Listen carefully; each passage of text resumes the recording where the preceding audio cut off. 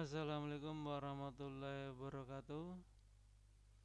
Untuk materi data analisis pada pertemuan ke-10, materinya tentang masih lanjutan dari analisis regresi, yaitu berupa analisis regresi logaritmik dan logistik.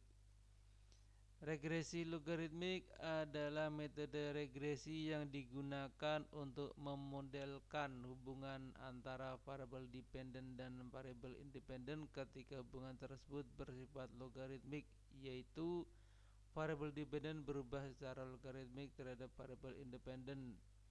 Dalam regresi logaritmik, transformasi logaritma diterapkan pada variabel-variabel yang terlibat dalam model untuk menangkap pola hubungan nonlinear.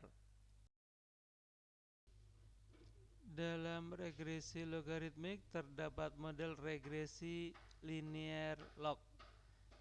Di sini ada variabel y dan x yang dilogaritmakan hanya x. Logaritma bisa logaritma bilangan dasar 10 atau logaritma bilangan dasar bilangan natural atau len. Sehingga modelnya adalah y sama dengan b ditambah b1 len x plus e. Model regresi logaritma berikutnya adalah len y plus b0 plus b1 x plus e. Yang dilogaritmakan di sini atau yang dilenkan di sini adalah variabel y-nya, disebut dengan regresi log lin. Data input yang ditransformasikan adalah y-nya, dirubah dalam bentuk len y. Regresi logaritmik berikutnya adalah regresi log atau dilogaritmakan baik variabel y-nya maupun variabel x-nya dengan model persamaannya len y sama dengan b0 plus b1 len x plus e. Untuk menghasilkan regresi logaritmik dilakukan prosedur transformasi data terlebih dahulu, yaitu data dalam variabel y, x, dan x2 tersebut ditransformasikan dalam logaritma. Ya, bisa logaritma, bisa len. Setelah dilakukan prosedur logaritma, selanjutnya dilakukan proses analisis regresi seperti regresi biasa pada umumnya, di mana variabel dependennya berupa log y dan variabel independennya di sini blok 1 of 1 berupa log x dan log x2. Setelah dihasilkan output analisis regresi, selanjutnya dibuat persamaan regresinya dari tabel koefisien kolom unstandardized B dengan persamaan log y sama dengan 0,133 plus 0,807 log x plus 0,306 log x2 ditransformasikan ke dalam y sama dengan 10 pangkat 0,133 kali x pangkat 0,807 kali x2 pangkat 0,306. Dari hasil analisis tersebut juga dapat diketahui bahwa hanya log x saja yang berpengaruh signifikan terhadap log y dengan signifikansi kurang dari 0,05. Berikutnya adalah analisis regresi logistik. Yang membedakan dengan regresi sebelumnya adalah tentang data yang digunakan. Skala data yang digunakan hanya 2 skala saja, dengan keterangan ya tidak atau benar salah atau sukses gagal, dengan kode 0 dan 1 atau angka yang lainnya dengan diberikan penjelasan tertentu. Terdapat perbedaan persamaan regresi, di mana regresi logistik dengan persamaan PY sama dengan 1 atau peluang Y terjadi Y sama dengan 1 sama dengan 1 per 1 plus E pangkat min B0 plus B1 X1 plus B2 X2 plus di mana beta adalah koefisien untuk variabel-variabel X1, X2 dan seterusnya, di mana E adalah bilangan eksponensial. Di dalam regresi logistik terdapat asumsi, yaitu hubungan logistik antara variabel independen dan peluang kejadian.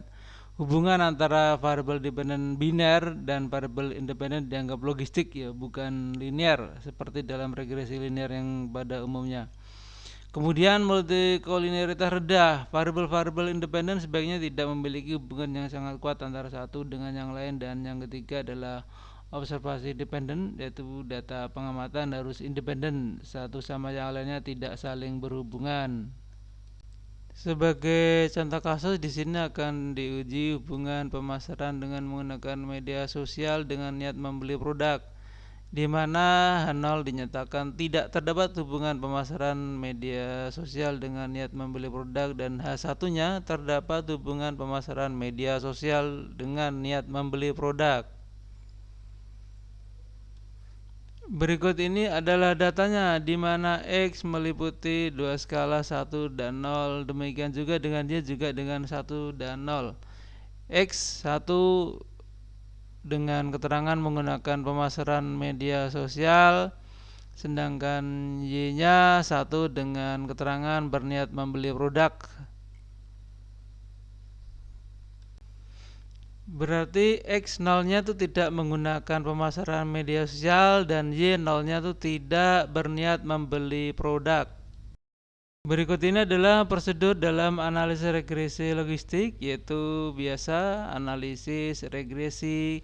Kemudian pada regresi sebelumnya menggunakan regresi linear, sekarang menggunakan regresi binary logistik. Kemudian terdapat kotak dialog logistic regression, dan dependent variabelnya dimasukkan niat membeli produk, sedangkan blok 1 of 1 atau independennya pemasaran media sosial. Kemudian setelah itu klik OK. Ya, ini adalah output dari hasil analisis regresi logistik. Terdapat output yang perlu dijelaskan pada masing-masing tabel. Pada tabel cache processing summary, di sini adalah merupakan banyaknya baris data yang dimasukkan melalui software SPSS. Kemudian di tabel dependent variable encoding, di sini 0 merupakan tidak berniat membeli produk, sedangkan 1 berniat membeli produk. Kemudian penjelasan blok 0, terdapat 25 yang tidak berniat membeli produk dan terdapat 25 yang berminat membeli produk.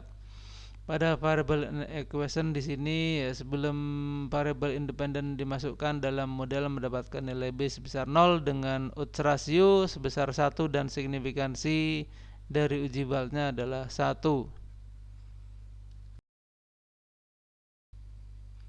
Pada penjelasan blok 1 terdapat omnibus test of model coefficient.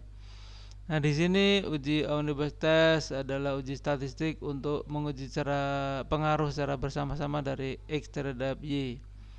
Berdasarkan output, nilai signifikansinya di bawah 5%, artinya penggunaan pemasaran media sosial secara simultan berpengaruh signifikan terhadap minat membeli. Pada model summary terdapat nilai Nagelkar R-square, yaitu adalah menunjukkan besarnya pengaruh dari X terhadap Y. Besar 63,9%. Nah, ini adalah output persamaan regresinya. Nilai koefisien regresi yang positif yaitu sebesar 3,985 ini menunjukkan bahwa peningkatan pemasaran media sosial cenderung meningkatkan niat membeli terhadap produk. Berdasarkan uji Wald dapat diketahui bahwa nilai uji Wald-nya sebesar 20,960 dengan signifikansi kurang dari alfa, kurang dari 0,05 sehingga H0 ditolak. Artinya ada pengaruh pemasaran media sosial terhadap niat membeli produk. Berikut ini adalah output regresi logaritmik dan juga regresi logistik. Ini bisa digunakan untuk latihan di dalam membahas output analisis regresi logaritmik dan regresi logistik. Selamat belajar untuk persiapan ujian. Semoga sukses dalam menempuh ujian akhir semester. Terima kasih. Wassalamualaikum warahmatullahi wabarakatuh.